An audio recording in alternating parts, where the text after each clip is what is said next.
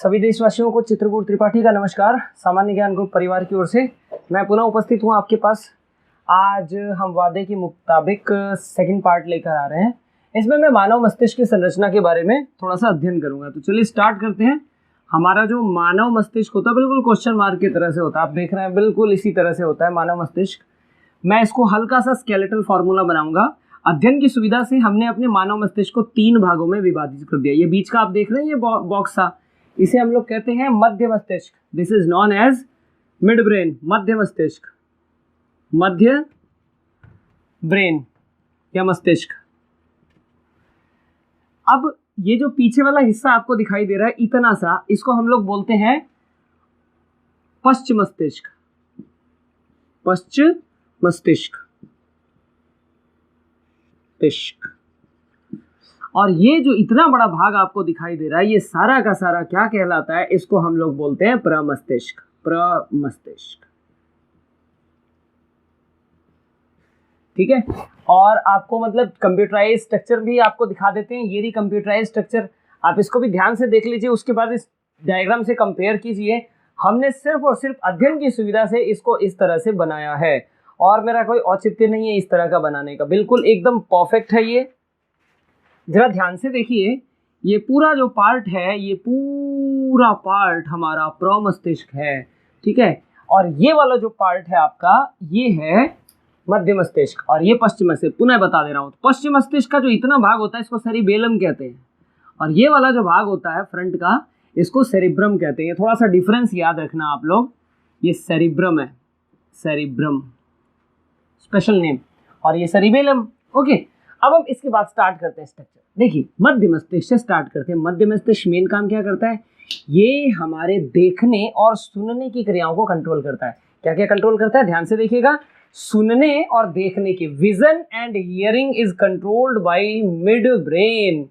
Vision और hearing यानी देखना और सुनना, ये दोनों चीजें हमारे कौन से ब्रेन द्वारा? मध्य मस्तिष्क द्वारा कंट्रोल में होती है। बस ये 2 ही काम होता है इसका मेनली, जो एग्जाम में पूछा जाता है। एक्चुअल में इसके 2 ही काम है, 4 पालियों से बना होता है, 2 काम होते हैं। अच्छा, और देखिए पश्चिम मस्तिष्क, आप लोग ध्यान से देखिए। मनुष्य में सबसे बड़ा अग्र मस्तिष्क पाया जाता है। ये जो प्रमस्तिष्क है या जिसको हम लोग फोर ब्रेन कहते हैं, ये मस्तिष्क मनुष्य में सबसे ज्यादा विकसित पाया जाता है। इसका मतलब यही एक ऐसी चीज है जो मनुष्य को मनुष्य बनाती है, अर्थात पशु नहीं बनाती है। जैसे मान लीजिए आप किसी को हाथ जोड़ो तो वो आपके सामने हाथ जोड़ेगा, ठीक है। यानी अगर आप किसी को हेलो करो तो वो भी आपके सामने हेलो करेगा। लेकिन आपने कभी किसी पशु को देखा हेलो करते हुए? कि कोई पशु हो, आपने कहा नमस्कार, पशु ने आगे से जवाब दिया, ऐसा नहीं है ना।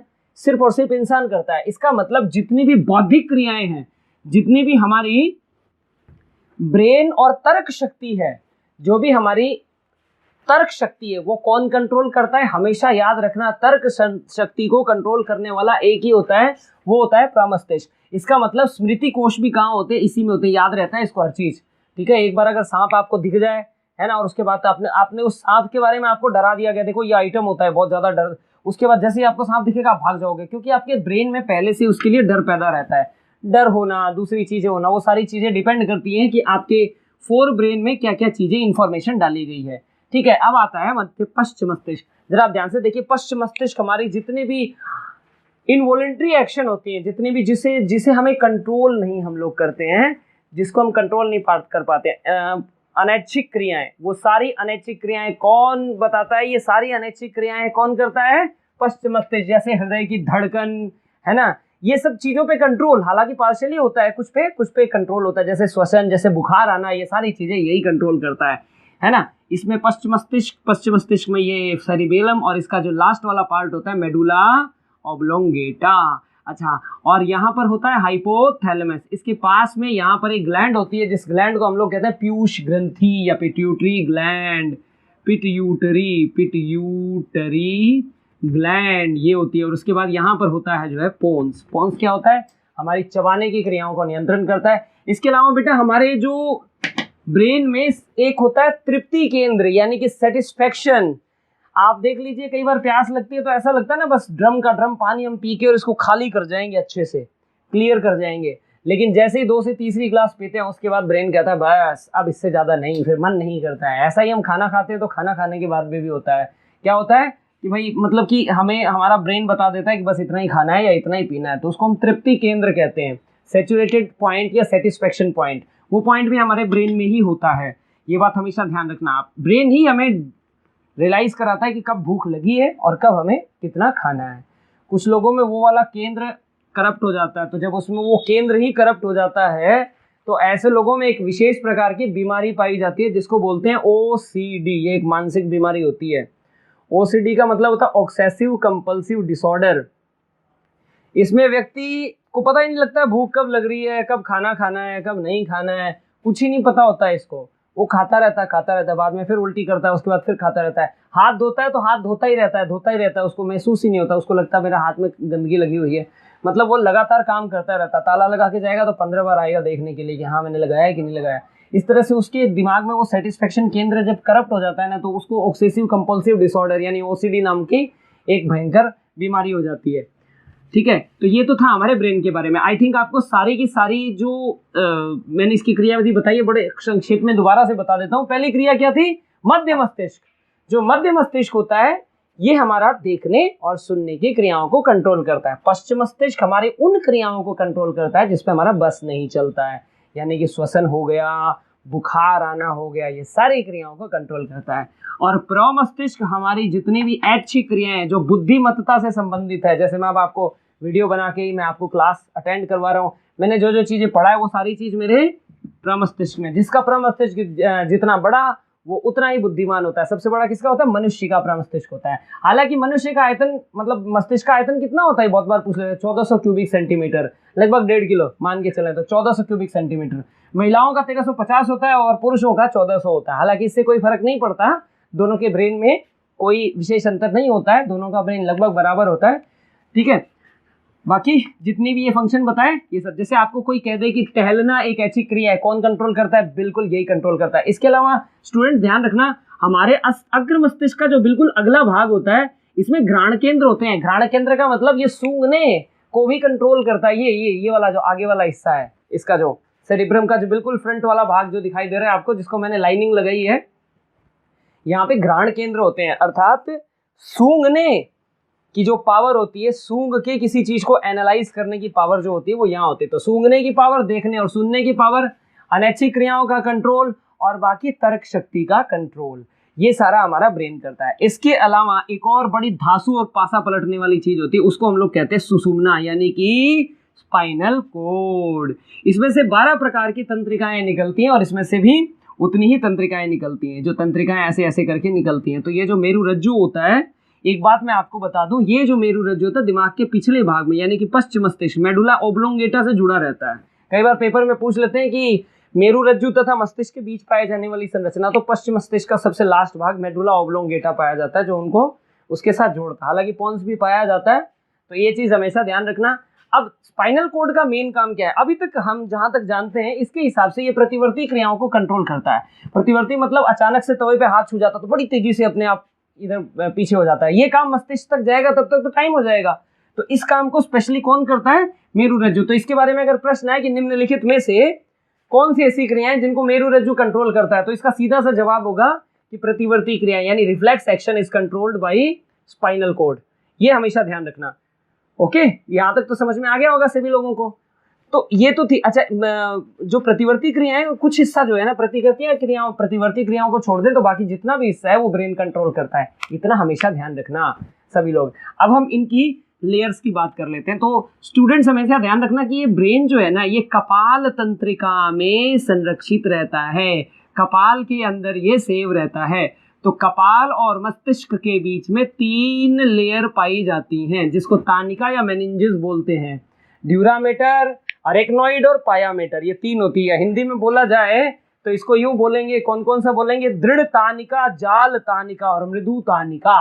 ये जो सबसे बाहर कपाल तंत्र से जुड़ी हुई जो लेयर होती है इसको बोलते हैं हम लोग दृढ़ तानिका।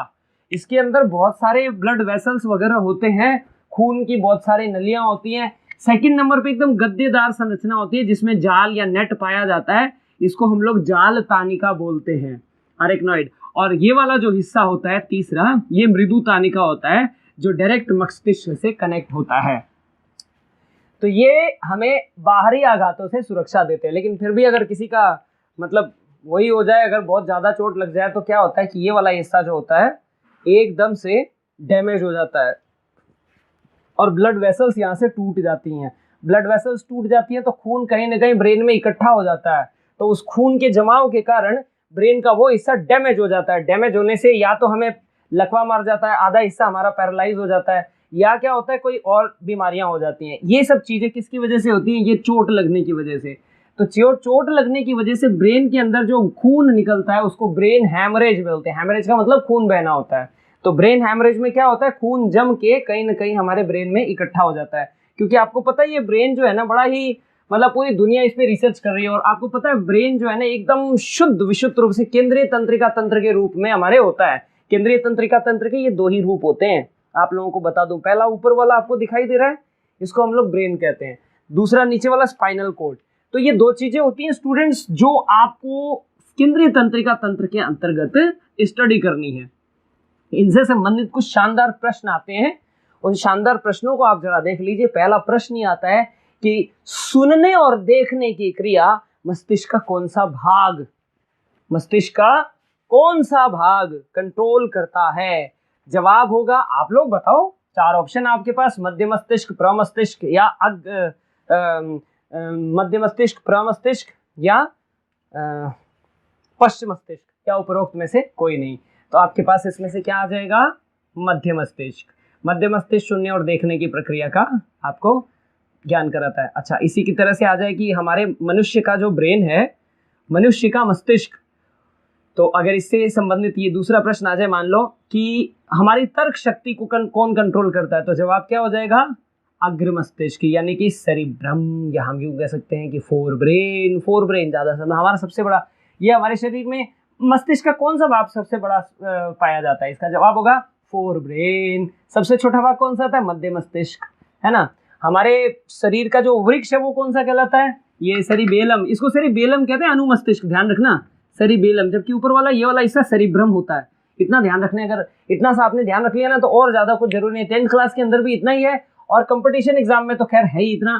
थोड़ा बहुत और एक्स्ट्रा पूछ लेते हैं, कई बार ये पूछ लेते हैं कि मनुष्य में थर्मोस्टेट किसे कहते हैं, तो ये मैं रिसर्च के लिए आपको देता हूँ। इतना हिस्सा आप रिसर्च करेंगे और अपनी अगले में और डिटेल से इसको बताऊंगे। तो बहुत ही सिंपल मैंने बताया था कि आप लोग अच्छे तरह इसको लर्न कर पाए, बहुत ही सिंपल बताने की कोशिश की है।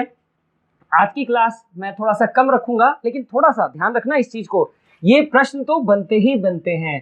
और कृपया आप इस क्लास को शेयर और लाइक सब्सक्राइब जरूर करें, बस इतना ही चाहता हूं। कुछ एक चीजें और मैं बता देता हूं आपको इसमें से, ताकि आप लोग कभी भूल ना पाए। पहली बात, जो केंद्रीय तंत्रिका तंत्र होती है इसमें भी वही 3 लेयर होती हैं, ठीक है, जो उसमें होती हैं ये वाली, लेकिन उल्टा होता है, अंदर से बाहर की ओर। इसमें बाहर से अंदर की ओर होता है, इसमें अंदर से बाहर की ओर होता है। और ये मेरुदंड यानी कि हमारी रीढ़ की हड्डी के मध्य में पाया जाता है। रीढ़ की हड्डी के मध्य में एक छेद होता है, उस छेद के अंदर से पूरे रीढ़ की हड्डी में ये गई हुई होती है सुषुम्ना, अर्थात स्पाइनल कॉर्ड या मेरुरज्जु। तो ये बात तो आप लोगों को समझ में आ गई होगी, मेरुरज्जु की सही पोजीशन क्या होती है, इसका मेन वर्क क्या होता है, ठीक है। और इसके अलावा जितने भी आप लोगों के क्वेरीज हैं, तो कृपया आप लोग कमेंट बॉक्स में अपना क्वेरीज जरूर दिया कीजिए। मैं एक स्पेशल क्लास बनाने वाला हूं, जितने आप लोगों ने जो क्वेरीज दी हुई है, जो कंफ्यूजन आपको लाइव प्रोसेस में आई है, उन सब पर एक खास स्पेशल क्लास बनाने वाला हूं। तो आप लोगों को क्लास कभी मिस मत करना, और ये चीजों से आपको तो 100% मिलेगी। आज की क्लास के लिए बस इतना ही। धन्यवाद, नमस्कार, जय हिंद, जय भारत।